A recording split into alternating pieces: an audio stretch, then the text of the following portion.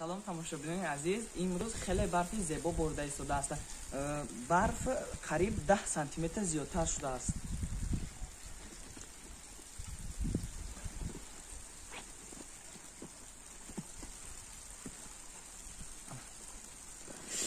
نی شرف تویشی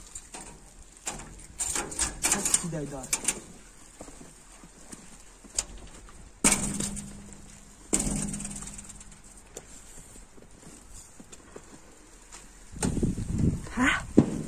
خنک خیلی بچه جان فنم بخدا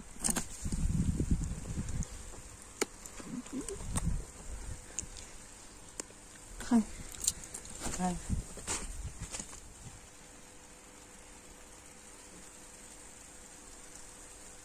انوش خیلی